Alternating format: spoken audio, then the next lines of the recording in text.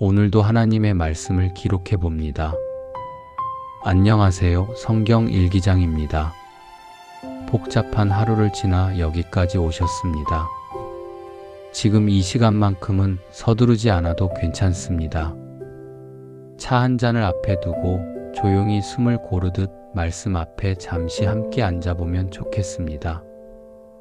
요한복음 1장은 무엇을 더 잘해야 할까를 묻기 전에 우리는 어디서부터 시작해야 할까를 다시 묻게 하는 말씀입니다. 어제 하지 못한 일, 오늘 놓쳐버린 기회, 내일에 대한 걱정으로 마음이 무거울 때가 있습니다. 그럴 때일수록 우리는 더 많은 것을 붙잡으려 하지요. 하지만 요한복음 1장은 조금 다른 길을 제안합니다.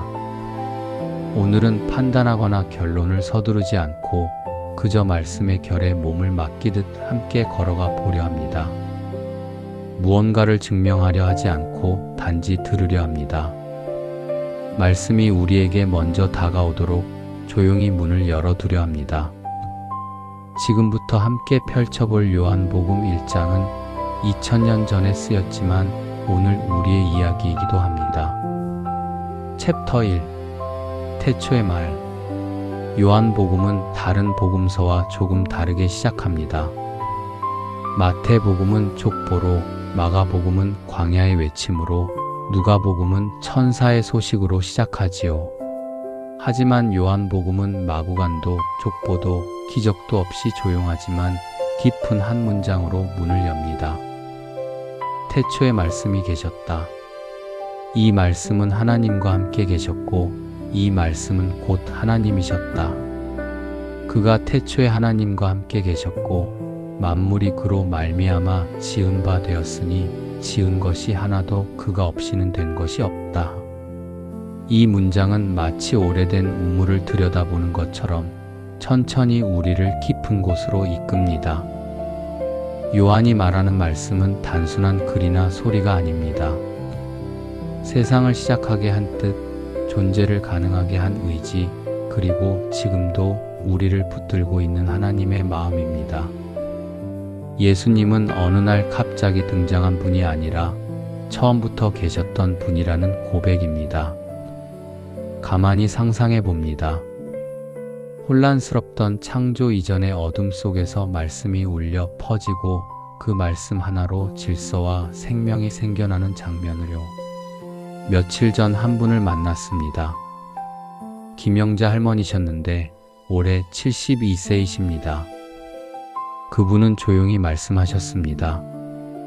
요즘 아침에 일어나면 오늘 하루를 어떻게 시작해야 할지 막막하다고요. 자식들은 다 자랐고 남편은 몇 년 전 먼저 가셨고 이제 혼자 남은 시간들이 너무 길게만 느껴진다고 하셨습니다. 교회는 나가지만 어디서부터 다시 힘을 내야 할지 모르겠다고요. 그분의 이야기를 들으며 생각했습니다. 우리 중 많은 분들이 비슷한 마음을 품고 계시지 않을까요? 어디서부터 다시 시작해야 할지, 무엇을 붙잡아야 할지 모르는 그 막막한 말입니다. 그런데 요한은 우리에게 말합니다. 당신의 인생도 말씀으로 시작되었다고요. 태초에 말씀이 계셨다는 것은 우리의 존재가 우연이 아니라는 뜻입니다. 실수도 아니고 의미 없는 것도 아니라는 고백입니다. 하나님은 말씀으로 세상을 지으셨고 그 말씀은 지금도 살아 역사하고 계십니다. 몇 주까지나 그분을 다시 뵈었을 때 조금 달라진 표정을 보았습니다. 그분은 이렇게 말씀하셨습니다. 요즘 아침마다 요한복음 1장 1절을 읽으신답니다. 태초에 말씀이 계셨다는 그 한 문장을요. 읽고 나면 이상하게 마음이 조금 가라앉는다고 하셨습니다. 내 인생도 어디선가 시작되었고 그 시작에 하나님이 계셨다는 생각이 들면 오늘 하루가 조금 덜 무겁게 느껴진다고요. 혹시 요즘 어디서부터 다시 시작해야 할지 모르겠다면 이 말씀 앞에 잠시 머물러 보셔도 좋겠습니다. 문제를 붙잡기 전에, 해결책을 찾기 전에 처음으로 돌아가는 용기 말입니다. 요한은 우리를 창세기 1장으로 데려갑니다. 하나님이 말씀하시고 빛이 생기고 생명이 태어나던 그 순간으로요. 당신의 삶도 그렇게 시작되었습니다. 하나님의 말씀으로 시작되었고 그 말씀은 지금도 당신을 향해 울려 퍼지고 있습니다. 만물이 그로 말미암아 지은 바 되었다는 이 선언은 우리의 존재가 우연이 아니라 의도였음을 말합니다. 이제 마음속으로 조용히 기도해 봅니다.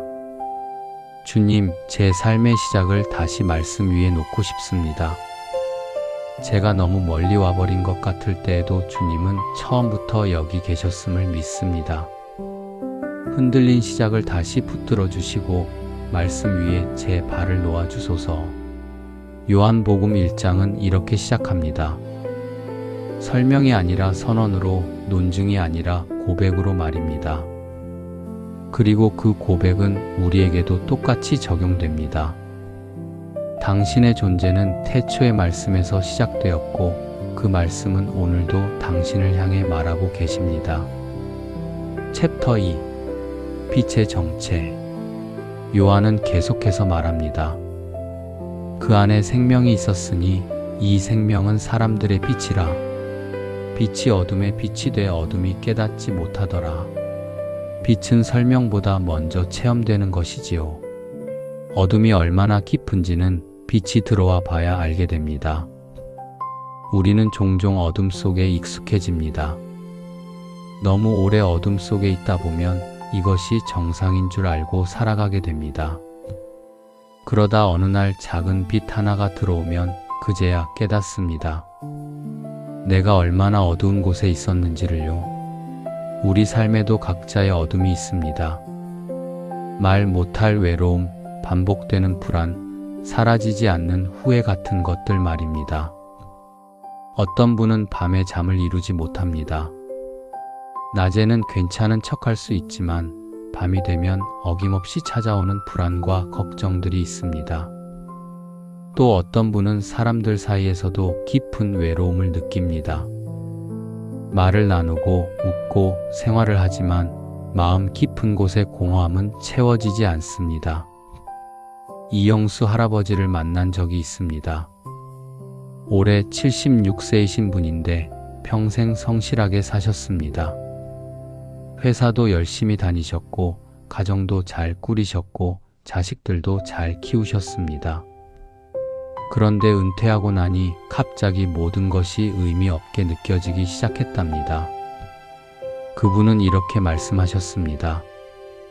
평생 열심히 살았는데 이제 와서 보니 내가 무엇을 위해 살았는지 모르겠다고요. 자식들은 바쁘고 친구들은 하나둘 세상을 떠나고 교회는 나가지만 예배 시간이 끝나면 다시 빈집으로 돌아와야 합니다. 그 빈집이, 그 고요함이 점점 무겁게 느껴진다고 하셨습니다. 이것이 우리가 말하는 어둠입니다. 꼭 큰 사건이 있어서가 아닙니다. 때로는 그저 의미를 잃어버린 일상이, 채워지지 않는 마음이, 앞이 보이지 않는 미래가 어둠이 됩니다. 요한은 그 어둠을 부정하지 않습니다. 다만 이렇게 말합니다. 어둠이 빛을 이기지 못했다고요. 이 문장은 조용하지만 강합니다. 어둠이 없다고 말하지 않고 빛이 더 크다고 말합니다. 어둠을 무시하는 것이 아니라 빛의 승리를 선언하는 것입니다. 생각해보면 우리는 종종 어둠과 싸우려고 합니다. 불안을 떨쳐내려 하고 외로움을 부정하려 하고 후회를 지우려 애씁니다. 하지만 요한이 말하는 방법은 다릅니다. 어둠을 몰아내는 것이 아니라 빛을 들여오는 것입니다. 예수님은 어둠을 혼내는 분이 아니라 그 안으로 빛으로 들어오시는 분입니다. 작은 등불 하나가 방의 모양을 드러내듯 말씀의 빛은 우리 삶을 조금씩 보이게 합니다. 모든 문제가 즉시 해결되지는 않아도 길이 보이기 시작하는 순간이 옵니다. 이영수 할아버지는 몇 달 후 다시 뵈었을 때 조금 다른 이야기를 들려주셨습니다. 요즘은 아침마다 성경을 한 장씩 읽으신답니다. 처음에는 습관처럼 시작했는데 읽다 보니 이상한 일이 일어났다고 하셨습니다. 말씀을 읽으면 하루가 조금 다르게 보이기 시작했답니다. 여전히 혼자 사시고 여전히 외롭고 여전히 빈집으로 돌아옵니다. 하지만 이제는 그 빈집이 조금 다르게 느껴진답니다. 주님이 함께 계시다는 생각이 들면 빈집이 더 이상 텅 빈 공간이 아니라 주님과 함께 머무는 공간으로 느껴진다고 하셨습니다. 혹시 지금도 어둠 속에 있다고 느끼신다면 오늘은 이 말만 마음에 담아 보시면 어떨까요? 빛은 이미 비추고 있다고요. 당신이 느끼지 못할지라도 어둠이 아무리 깊을지라도 빛은 이미 그 안으로 들어오고 있습니다. 주님, 제 안의 어둠을 애써 숨기지 않게 하시고 그 자리에 주님의 빛이 머물게 하소서. 제가 이기지 못한 어둠도 주님 앞에서는 끝이 있음을 믿게 하소서. 빛이 어둠에 빛이 돼 어둠이 깨닫지 못하더라는 이 말씀처럼 때로 우리도 빛을 깨닫지 못할 때가 있습니다. 하지만 깨닫지 못한다고 해서 빛이 사라지는 것은 아닙니다. 당신의 삶에도 빛은 비추고 있습니다. 지금 이 순간에도 말입니다. 챕터 3 증인의 외침. 요한복음에는 또 한 명의 요한이 등장합니다. 세례 요한입니다. 하나님께서 보내신 사람이 있으니 그의 이름은 요한이라. 그가 증언하러 왔으니 곧 빛에 대하여 증언하고 모든 사람이 자기로 말미암아 믿게 하려 함이라.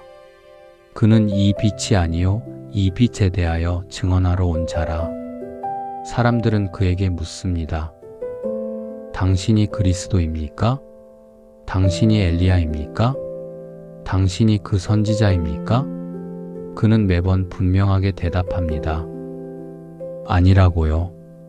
이 고백은 겸손을 넘어 자유로운 선언처럼 들립니다. 나는 빛이 아니다. 나는 그리스도가 아니다. 나는 단지 광야에서 외치는 자의 소리일 뿐이다. 그는 자신을 낮추는 대신 자신의 자리를 정확히 압니다. 빛을 가리키는 사람이라는 자리 말입니다. 우리도 살다 보면 인정받고 싶고 중심에 서고 싶고 내가 옳다는 말을 듣고 싶을 때가 많습니다. 누군가 나를 알아봐 주기를, 내 수고를 인정해 주기를, 내 노력을 칭찬해 주기를 바랍니다. 그것이 나쁜 것은 아닙니다. 다만 그것이 전부가 될 때 우리는 지칩니다.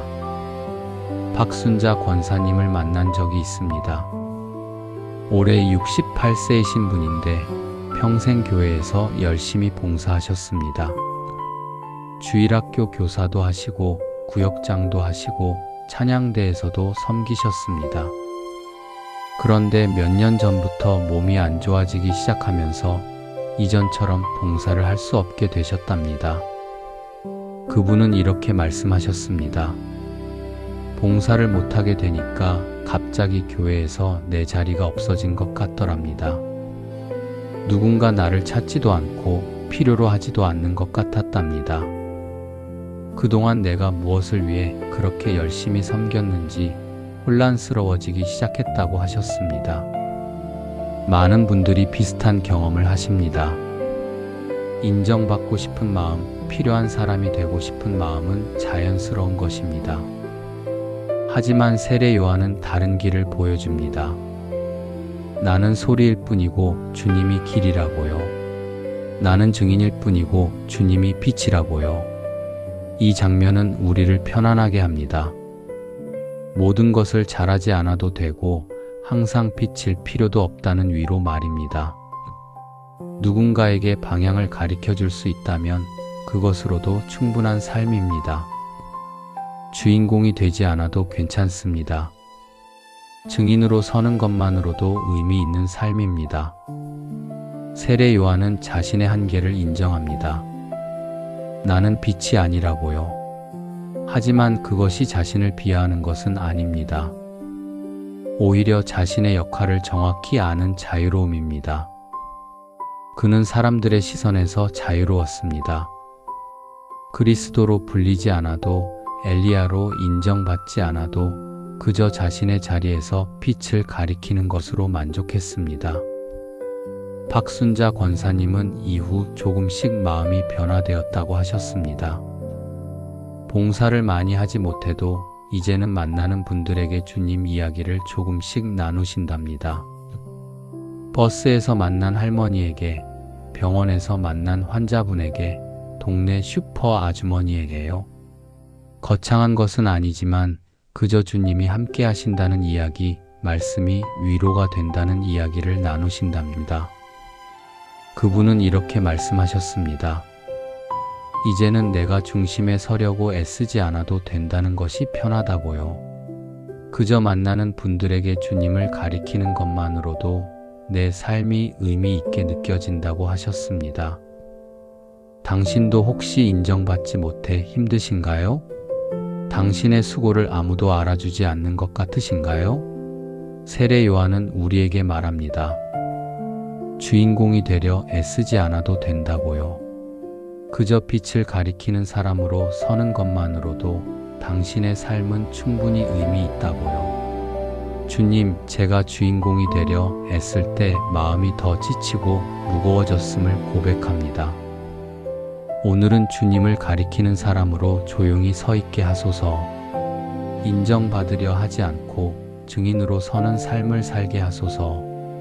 세례 요한의 외침은 오늘도 광야에 울려 퍼집니다. 나는 빛이 아니지만 빛을 가리킬 수 있다고요. 그리고 그것만으로도 충분하다고요. 챕터 4. 육신이 된 말. 요한복음 1장의 가장 깊은 문장은 이 말씀일지도 모릅니다. 말씀이 육신이 되어 우리 가운데 거하심에 우리가 그의 영광을 보니 아버지의 독생자의 영광이요 은혜와 진리가 충만하더라. 말씀이 육신이 되었다. 이 한 문장 안에 복음의 모든 것이 담겨 있습니다.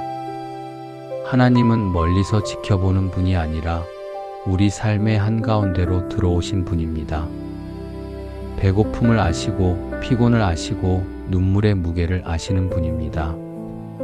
상상해 봅니다. 말씀이 사람의 얼굴을 하고 사람의 걸음으로 우리 곁을 지나가는 장면을요. 하나님이 사람이 되신다는 것은 우리의 모든 아픔을 경험하신다는 뜻입니다. 추위도 더위도 배고픔도 외로움도 고통도 모두 아신다는 의미입니다. 이것이 성육신입니다. 설명이 아니라 동행입니다. 조언이 아니라 함께 겪으심입니다. 최기철 집사님을 만난 적이 있습니다. 올해 74세이신 분인데 몇 년 전 아내를 먼저 보내셨습니다. 50년 넘게 함께 사신 분이었는데 갑자기 떠나보내야 했습니다. 그분은 그 이후로 말씀하시길 세상이 멈춘 것 같았다고 하셨습니다. 교회 분들이 위로의 말씀을 많이 해주셨답니다. 하늘나라에서 다시 만날 거라고, 더 이상 고통받지 않으신다고, 시간이 지나면 괜찮아질 거라고요. 모두 맞는 말씀이었지만 그분의 마음에는 와닿지 않았답니다. 그저 텅 빈 집에 혼자 앉아 있으면 이 깊은 슬픔을 누가 알까 하는 생각만 들었다고 하셨습니다. 그러던 어느 날 요한복음을 읽다가 이 구절을 만났답니다. 말씀이 육신이 되어 우리 가운데 거하셨다는 그 문장을요. 그 순간 깨달았답니다. 예수님도 눈물을 흘리셨고, 예수님도 외로워하셨고, 예수님도 친구를 잃고 우셨다는 것을요. 그분은 이렇게 말씀하셨습니다. 그제야 조금 위로가 되더랍니다.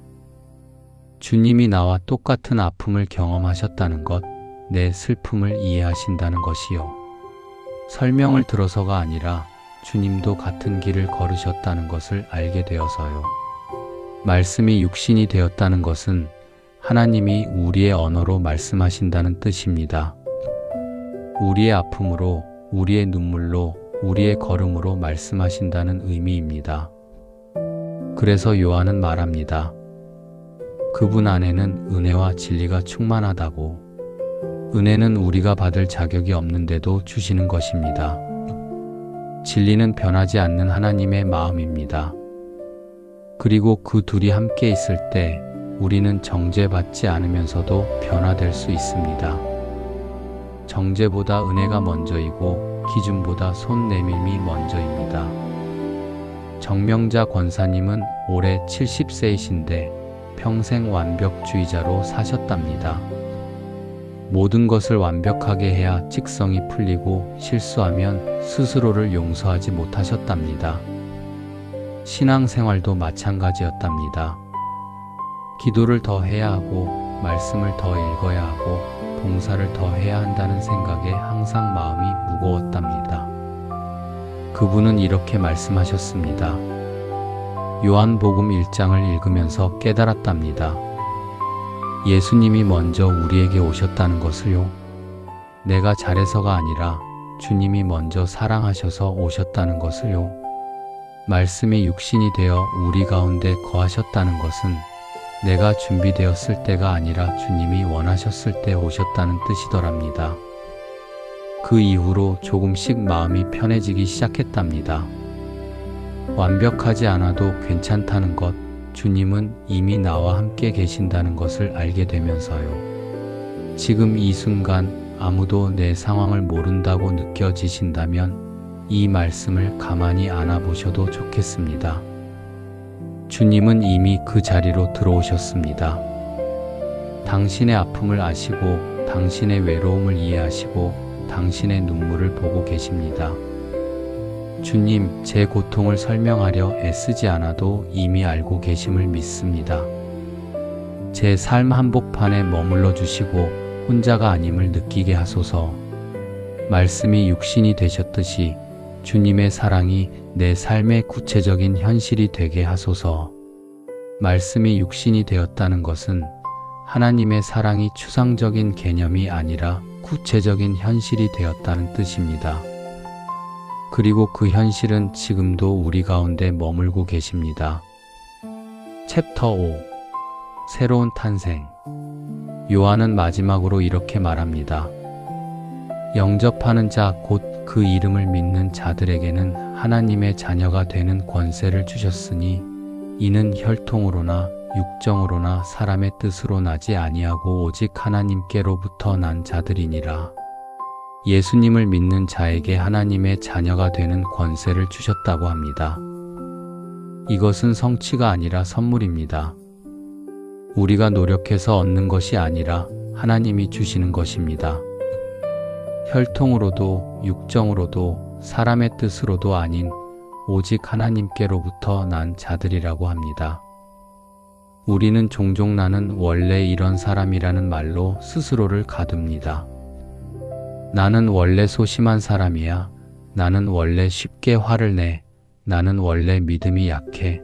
나는 원래 이렇게밖에 못해. 이런 말들로 우리는 스스로에게 벽을 쌓습니다. 하지만 복음은 다르게 말합니다. 당신은 새로 태어날 수 있다고요. 하나님께로부터 난 자들이라고요. 과거가 당신을 정의하지 않고 실패가 당신의 정체성이 아니라고요. 안녕희 집사님을 만난 적이 있습니다. 올해 65세이신 분인데 평생 열등감으로 사셨답니다. 학벌도 없고 재산도 없고 특별한 재능도 없다고 생각하며 사셨답니다.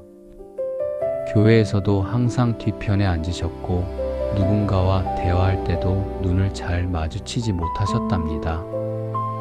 그분은 이렇게 말씀하셨습니다. 평생 누군가에게 인정받고 싶었지만 인정받을 만한 것이 하나도 없다고 생각했답니다. 남편도 그렇게 생각하는 것 같고 자식들도 엄마를 자랑스러워하지 않는 것 같고 교회에서도 나 같은 사람은 필요 없을 거라 생각했답니다. 그러던 어느 날 새벽 기도회에서 목사님이 요한복음 1장 12절을 읽으셨답니다.